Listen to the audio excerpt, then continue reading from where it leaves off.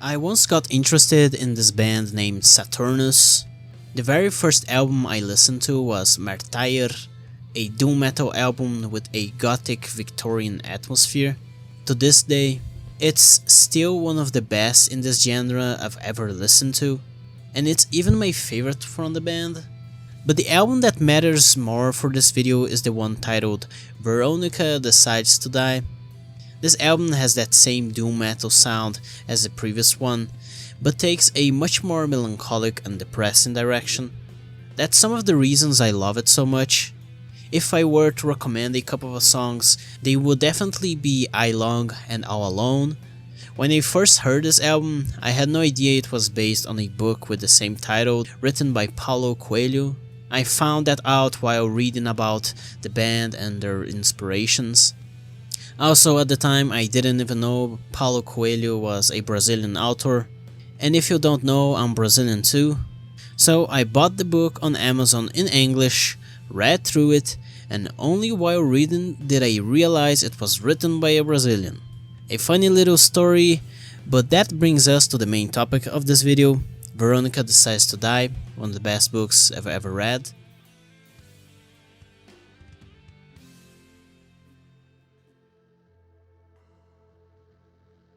On November 11, 1997, Veronika decided it was time to end her life. She lay on her bed in her rented room at a convent, having consumed pills from numerous packages of medicine. Right from the first page, the book includes a self-insert by Paulo Coelho, referencing a supposed CD-ROM game he created, mentioned in an article Veronika reads in a magazine. Veronika had always taken the easy route in life. She was passive, uninterested, and perpetually bored. She lived in Ljubljana, the capital of Slovenia, and chose pills as her method because they seemed like the cleanest and least disruptive way to die. Her choice reflected her consideration for the people around her and her pride in her country. That's why the magazine article's suggestion that no one knew where Slovenia was somewhat bothered her. Even so, she carried on with her plan. She often scoffed at people's beliefs, like the idea of ghosts or the notion that everything happens for a reason, which her friends once told her. Veronika saw herself as a normal, happy woman who simply didn't want to live decades stuck in a monotonous routine. She yearned for freedom, a freedom she believed could only be found in oblivion. In her final moments, she thought she would finally learn if God was real or not.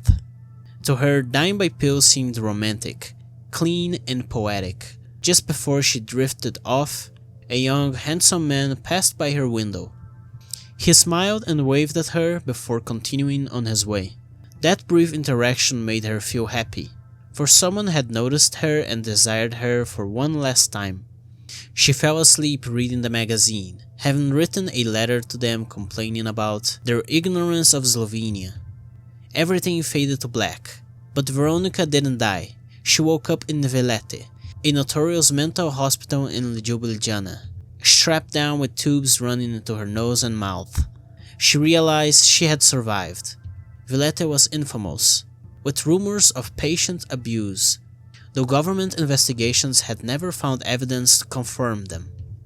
A nurse spoke to her, sharing a story about her aunt, a woman who insisted she wasn't depressed, but had lived for years as though she were, before ultimately taking her own life. Veronika listened, dazed, before slipping into unconsciousness once more.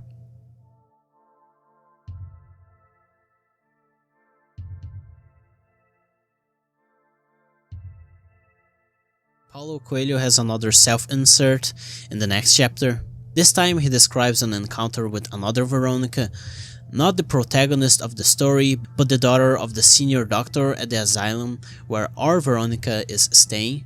Paulo and this other Veronika met at a restaurant in Paris, where they talked about the main Veronika and her suicide attempt. Just WTF, it's so random and weird. Paulo himself spent time in a sanatorium in Rio de Janeiro when his parents thought he was crazy, simply because he wanted to be an artist. Eventually, he was released, though his first wife believed he shouldn't have been. He explains that his interest in sharing Veronika's story comes from his own past experiences. I like Paulo's sense of humor and these sudden self-inserts. They appear out of nowhere and just stand out so much, but whatever. That said, this is the last time Paulo himself is mentioned in the book, so let's get back to the story. Veronika wakes up again, this time without the tubes in her face. A new nurse is by her side and, out of nowhere, asks if Veronika wants to be masturbated. Veronika doesn't respond, unsure if she's hallucinating or not. She begins to think about how the doctors will soon realize there's nothing wrong with her and release her back to that boring routine, and how she would eventually marry, have kids, and live a completely normal life. Her outlook on life at this point is very nihilistic and depressing, and it honestly irritated me a lot, but I digress. Determined to avoid that predictable life, Veronika resolves to end things for good, right there in Villete. Later, she wakes up in a large ward. It's been about 3 weeks since her suicide attempt. 2 doctors stand at the foot of her bed, asking her a barrage of questions. Veronika knows they're hiding something from her. Due to the sedatives, her memory is hazy, but with time, she recovers her functions. Eventually, the younger doctor tells her the truth. Her pill overdose caused irreversible heart damage. Now, she only has around 5 days left to live. Veronika falls asleep once more. In the next chapter, Veronika wakes up yet again. Honestly, Veronika Decides to Die feels more like Veronika Decides to Wake Up, but I digress. Let's move on. It's nighttime. The other patients are sleeping, and the nurse is quietly reading a book at the end of the room. Veronika reflects on her life, how she's always waited passively for things to happen, and how others seem to take pleasure in witnessing someone else's suffering. Determined to escape, she first heads to the toilet, but the small cubicle offers no way out. On her way back, she's stopped by Zedka, another patient, who strikes up a conversation. Intrigued, Veronika eventually sits down to talk with her. Zedka talks a lot. She explains how crazy people live in their own worlds, how they're simply different, not wrong.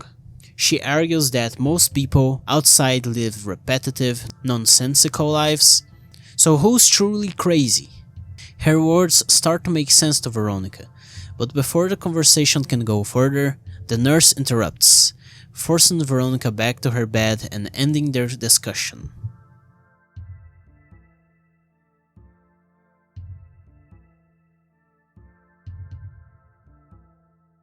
After a short time, Veronika experienced her first normal day in Villete. She ate breakfast and moved around. News of her suicide attempt inevitably spread, and by now every patient knew what had happened to her and that she was destined to die soon. Veronika observed how the people around her seemed completely normal, as if no one there was crazy at all.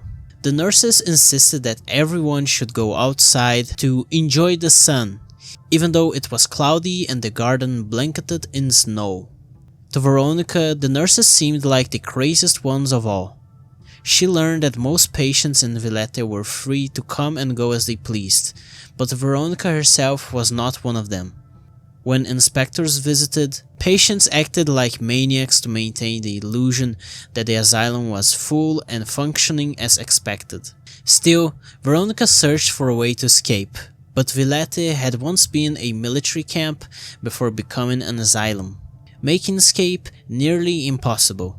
Eventually, Zedka approached her, the same woman who had spoken to her on her first awakened night there. The one receiving treatment for depression. Veronika longed to get her hands on pills to end everything sooner, without waiting for her time to run out. Her growing anxiety only fueled this desire. Zedka told her she might find pills with Mari, a woman present there in the garden, happily chatting with younger women. However, Zedka warned her not to disturb Mari while she was happy, or she wouldn't get what she wanted. Later, the nurses herded everyone back indoors, away from the snowy garden. Inside, Veronika attempted to approach a group known as the Fraternity, of which Mari was a member. Unexpectedly, an older man noticed her, listening to their conversation, and confronted her. The group mocked Veronika and dismissed her, rejecting her outright. Humiliated, Veronika retreated to the cold garden, where she cried, perhaps for the first time in her life. No one had ever made her cry before like this. She reflected on her life, realizing how often she avoided making decisions, always taking the easiest path, never fighting, growing, or changing. Each day had been the same as the last. Later, summoning courage she hadn't known she had, Veronika returned and slapped the older man who had insulted her. He barely reacted, indifferent, stating that she wouldn't be around for long to bother them. Still, for Veronika, it was the first time she had done something truly different. 3 days passed after that event. The nurses administered daily injections only to Veronika, explaining that it was medication for her heart. Recently, Veronika had felt fleeting moments of hope and a desire to live, but she pushed those thoughts away. She began to recognize that the dullness of her life was partially her own doing, but she dismissed those realizations as well. One day, Zetka asked if Veronika wanted to watch her final treatment for depression.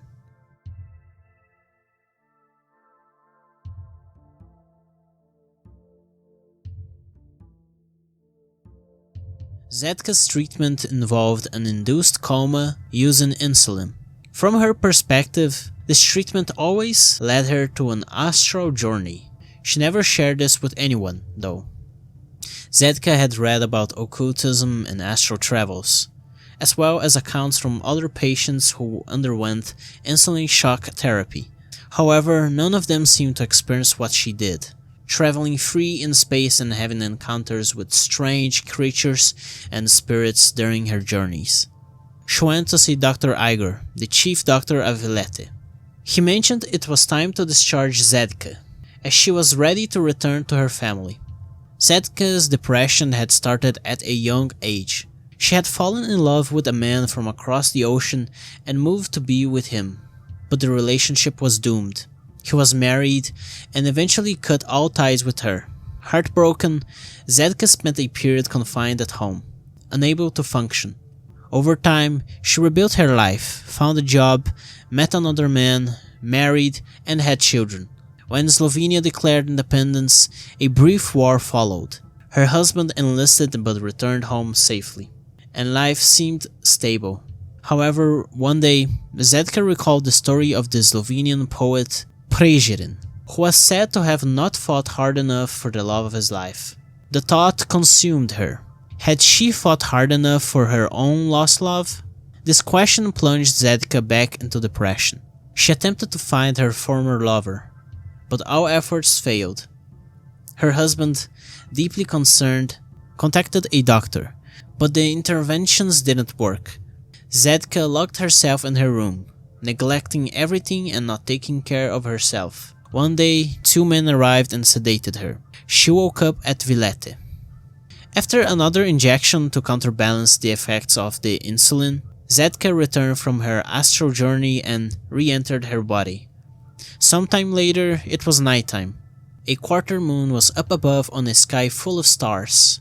Veronika wanted to play the piano. Confronting the nurse, she accused her of being a warden and called Villete a prison. The nurse, unbothered, replied that the doors were always open, with no locks or keys to keep anyone inside. Veronika could play the piano if she wished. But instead of leaving, Veronika broke down, crying on the nurse's lap. The nurse said she had a daughter Veronika's age and couldn't imagine her child attempting suicide. Veronika admitted she had done it because she wanted to rid herself of someone she hated. Finally, Veronika approached the piano, nervous and sad. She carried years of resentment, hatred she had cultivated against herself, against love, and against life. She pounded the keys until the hatred dissolved.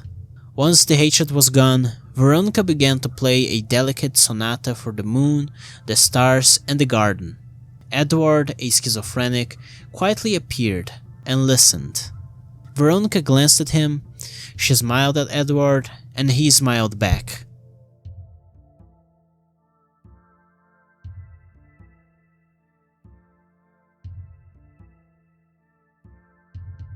In the next chapter, we see Dr. Igor's perspective. He was the director of Villete and was busy deciding on important matters concerning the asylum, based on recently received reports. Eduard, the son of a powerful diplomat, had stopped eating. Zedka Mendel had completed her treatment and could leave at any time, though Igor was certain she would return to Villete someday. Dr. Igor was working on a thesis that he believed would revolutionize psychiatry. He theorized about vitriol, the poison of insanity. For him, the arrival of a would-be suicide at Villete was the perfect opportunity to prove his thesis. Villete housed both the sane and the insane, with the former positively influencing the latter. Veronika's mother visited, hoping to see her daughter. Igor lied about her condition, claiming he was unsure how long Veronika had left to live. Her mother lamented that Veronika had always had a good life, and couldn't understand why she would try to throw it away. Igor, in response, launched into multiple nonsensical ramblings about a whole lot of stuff. He spoke about Canada, describing it as a happy country that paradoxically had more cases of insanity than Slovenia. He criticized Sigmund Freud, arguing that while parents influence their children, they aren't solely responsible for their upbringing or adulthood. Veronika's mother began to suspect Igor was as mad as his patients. Frustrated, Igor abandoned the attempt to explain concepts she couldn't grasp. A nurse made an announcement to Veronika that her mother was there to see her. Veronika hated goodbyes and, overwhelmed, suddenly suffered a heart attack. She vomited as the other patients laughed. Humiliated, Veronika confronted them before collapsing to the ground in tears. Later, Veronika awoke in Igor's office, feeling dizzy from being sedated. Igor, finding interest in some papers, waited for her to speak. When she didn't, he broke the silence by asking about the piano. He suggested that Eduard, the schizophrenic, might start eating again if Veronika's music helped bring him back to reality. As Igor pondered the state of the world, he reflected on the universal madness caused by vitriol. He believed this chemical, similar to Freud's concept of libido, was a disease of the soul. Confident in his research, Igor hoped to gain recognition for his discoveries and put Slovenia on the map. The name vitriol came from the poison used by ancient kings to kill rivals during banquets. Though Igor didn't mention vitriol to Veronika, she remarked that he seemed lost in the world of his patients. Accepting her words, Igor let her leave. On her way out, Veronika noticed in the corridor an old photo of Ljubljana Square from 1910, before the Pražerin statue was built. It reminded her of her childhood dream of becoming a pianist. Her mother, however, had discouraged her, insisting music wouldn't provide a living. Veronika had instead studied law and became an unremarkable librarian. Eduard suddenly appeared, silently taking Veronika by the arm and leading her to the piano. When she refused to play, she left for the refectory, where a Sufi master named Nasruddin was addressing the patients. Veronika sat down to listen. Nasruddin recounted how he once arrived late for a lecture and pretended to be drunk, driving away most of the audience. Only 9 people stayed, and to them he taught Sufism. A small break came, and during such break, Mary approached Veronika. Veronika confessed she felt like a burden to others, always in their way. Mary reassured her, saying she shouldn't worry about bothering other people by being herself. If others were bothered, it was their problem, not hers. Mary also mentioned how the patients had approved of Veronika's slap the other day. Mary emphasized the importance of living in the present, dismissing the past and future. Then, out of nowhere, she asked if Veronika masturbated often. She called Eduard as Veronika's partner. He was certainly an attractive man. When the break ended, Nasruddin returned and asked the group to focus their minds on a single rose. As Veronika reflected, she realized she was feeling emotions more intensely than ever before. She regretted her suicide attempt.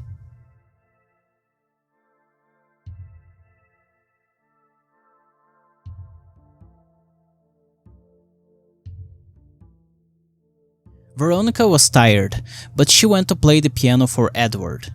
That afternoon, Mary had left Villete and returned after watching a dull movie about marital conflicts. Now she was outside in the garden, smoking and listening to Veronika's piano. Mary had worked as a lawyer for almost 40 years before coming to Villete. As she stood there, she reflected on the story of Adam and Eve. How God had purposefully created the forbidden fruit to ensure their failure and punishment. Humanity, in turn, created the judicial system and laws, which ironically led to the execution of God's own Son when he came to earth. Mary was beginning to feel that Villete no longer suited her, but she also knew she could never return to her old life of serving the law, which now seemed hollow and fake. She had come to Villete because of debilitating panic attacks. Yet, Veronika's presence was having a profound impact on many of the patients, including herself. Zedka and Eduard, who were supposed to keep their distance like most of the others, had been drawn to Veronika, just as Mary had been. The next chapter is interesting for being the shortest in the book, taking up less than a single page. In it, Veronika plays the piano for Eduard, but she realizes that playing the piano is the one thing she wants most in her life, her greatest desire. She believes Eduard is her only listener, the sole person who truly enjoys her music. In reality, many patients, guards, and even the staff are secretly listening in.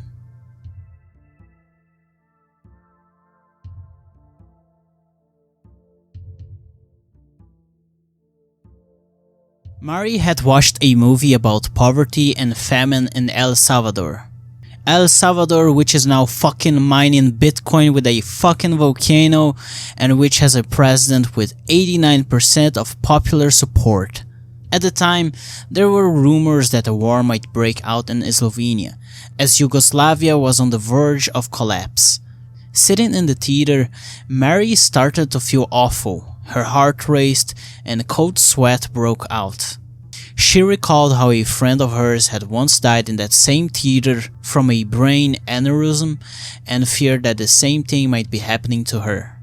With her husband's help, they left the theater and got a taxi. He insisted on going to a hospital, but she wanted to go straight home. Once there, Mary began feeling better and quickly returned to her routine the next day. After her lunch break, she went back to the office early, finding it empty. Suddenly, another attack hit her. She went to the restroom and waited for it to pass. When she felt better and returned, the office was already bustling with employees. Mary decided to leave early, canceling all her appointments for the day. Shortly after, she took a 30-day leave, but during that time, the attacks only grew worse and more frequent. During Mary's leave, her husband had to take care of her and manage their home.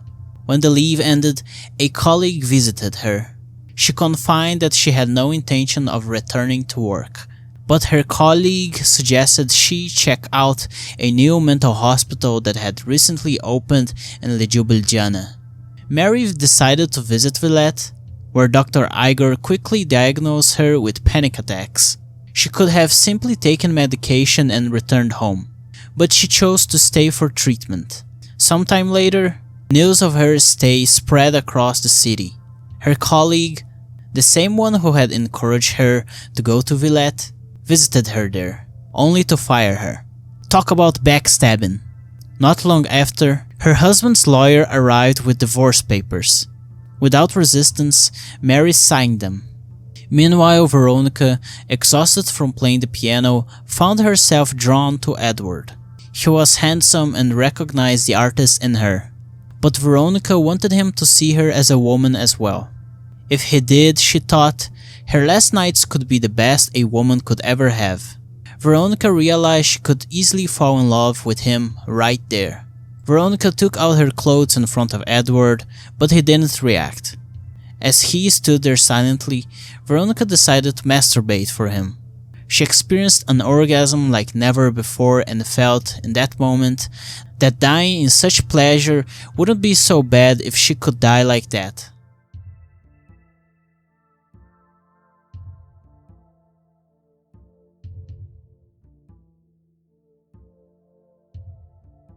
Veronika went to talk to Dr. Igor. He checked her vitals. The signs of vitriol poisoning were nearly gone from her system. Veronika told him she wanted to enjoy the little time she had left. She wanted to leave Villete, visit the castle in Ljubljana, buy chestnuts from the familiar street lady she'd seen many times around the city, walk in the snow and feel the rain on her face. She wanted to experience everything she had never done before. Dr. Igor advised her to rest for now and return later, even though she only had about 24 hours left to live. He remarked how the strongest people achieve their dreams, while the weak remain cowards. After Veronika left, and before Zedka entered, Igor took notes about their conversation. Igor intended to dedicate an entire chapter of his thesis to sex. He believed sex was at the root of most mental illnesses. Over the years, many of his patients had confined their sexual perversions to him. According to Igor, after about 3 years of marriage, most couples lose interest in sex, and vitriol takes hold of their union. Igor knew his thesis wouldn't change the world and that many would reject it, but he was determined to write and publish it anyway. Meanwhile, Eduard saw Veronika leaving Igor's office and followed her toward the woman's ward. He wanted to talk to her, to return to the real world through her. In his 3 years at Villete, Eduard had only ever spoken to Mary, but Veronika's piano playing had transformed him. She was his vision of paradise. However, when Eduard tried to enter the woman's ward, a nurse stopped him. Frustrated, he went to the garden instead. There, a new patient approached him, a delusional man claiming to be the reincarnation of God's son. Eduard walked away from the stranger, reflecting on how easy it would be to escape Villete. Veronika was his signal to leave, but he wanted to say goodbye to her first. He sought advice from Mary, but her response wasn't very helpful. Still, she mentioned a few philosophers that intrigued him. Eduard went to the library to find books on them, but ended up reading a poem that convinced him to embrace freedom. He then approached a nurse to express his desire to leave. That one nurse, called many others, claimed that Eduard was experiencing a crisis. As they restrained him for treatment, he encountered Veronika. Eduard managed to express how important she was to him before they were taken in together. The nurses subjected him to shock therapy, applying it precisely to his temples. The temporary amnesia would last an hour, leaving him calm. Veronika stayed by his side, even as she endured another heart attack later on, while alone with him, vomiting from the strain. Later, Zedka found Veronika, cleaned her up, and bid her farewell before leaving Villete herself. Zedka was finally free. Mary returned to Dr. Igor to discuss her own departure. Igor had noted how his vitriol research was yielding surprising results. Mary complained about Eduard's shock therapy, but Igor reassured her that modern techniques were far removed from the torturous methods of the past. Mary admitted she wanted to leave Villete. Igor, in turn, explained his concept of vitriol in a roundabout way, using metaphors about keyboards and clocks. He revealed that those who strive to be different but live like everyone else end up poisoned by vitriol, become the most insane of all. Veronika's presence and her piano had inspired Mary. She had decided it was time to leave. Igor signed the necessary papers, allowing her to go. He even suggested that she consider helping people in Sarajevo rather than mining Bitcoin in El Salvador. After Mary's departure, Igor quietly admitted to himself that he had grown fond of some of his patients. The next chapter, barely 2 pages long, begins with Eduard waking up. Veronika told him he had mumbled about paradise in his sleep. Once he felt better, they went for a walk outside together.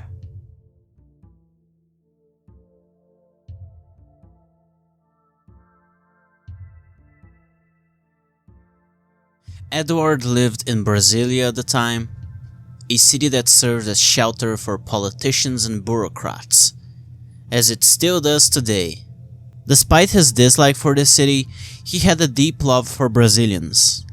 His father was the Yugoslavian ambassador, and his parents hoped to mold Eduard into a diplomat, just like his father. Eduard struggled to make friends and often experimented with drugs. During this time, he met a girl named Maria and started dating her. Maria was a bad influence on him, leading Eduard to neglect his studies, delve into meditation and occultism, and frequently smoked marijuana. Honestly, I can relate to him a little. I've always found it hard to connect with people, and my first girlfriend was just like this awful bad person here. But the difference is, I've constantly kept good grades, don't do drugs, and I have autism, but I digress. One day, Eduard bought a bicycle and planned an outing with Maria to see some cave crystals. However, the only thing he ended up seeing was pavement. He had an accident, crashing and leaving him immobile and unable to speak for a while. He was taken to the hospital and stayed there for quite some time. Despite the severity of the accident, doctors assured his family that he had suffered no brain damage. Maria eventually stopped visiting him and disappeared from his life. While recovering in the hospital, Eduard spent his time reading about visionaries and saints, figures who had tried to change the world. Once he was discharged, he became determined to pursue painting. Eduard's mother believed he had lost his mind. He enrolled in an art course, turning his bedroom into a makeshift studio and surrounding himself with an assortment of eccentric individuals and delinquents. This behavior continued until one day, when his father decided to have a conversation with him. In their conversation, Eduard confessed his dream of becoming a painter rather than a diplomat.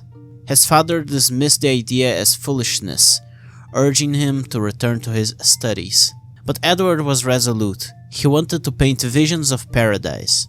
After that conversation, one day, Eduard woke up, facing reality, and destroyed all of his paintings.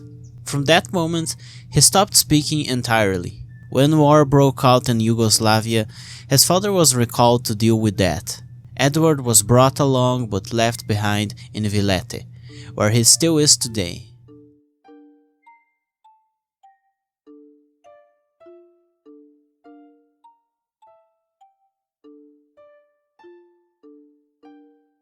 Eduard had just finished telling his story to Veronika as they were together in the garden. She spoke about the madness of love and how she wanted to spend her final moments with him. Eduard decided to leave Villete with her, so he gathered some jackets and money and together they set off.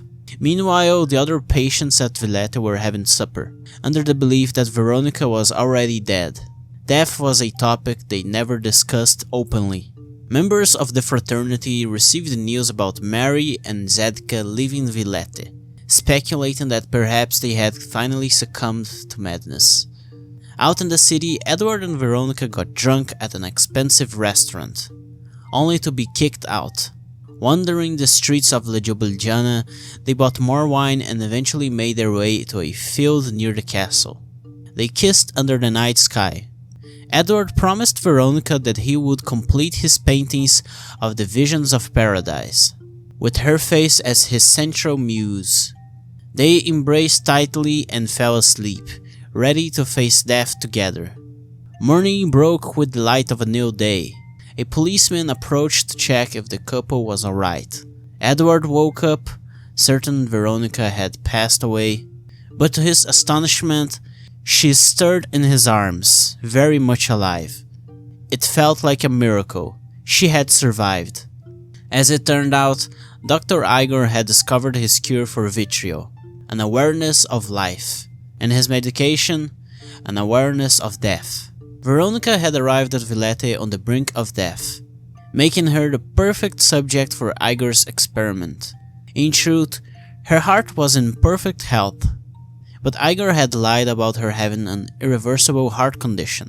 Only he knew the full extent of his secret plan. He administered phenolphthalein through her injections to simulate heart attacks, reinforcing the illusion of her impending death. Veronika would never attempt suicide again. One day, she might discover the truth, but until then, every new day she woke up would be nothing short of a miracle.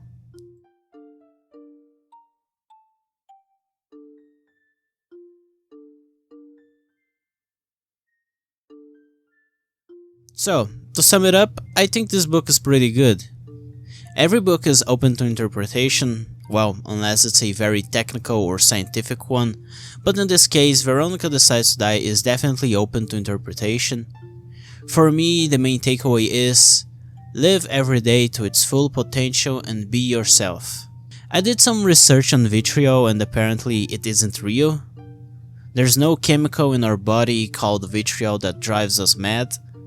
Apparently, from what I read, historically vitriol was an old term for acids, but over time it was replaced with the word we use today, acid. Still, I like the term.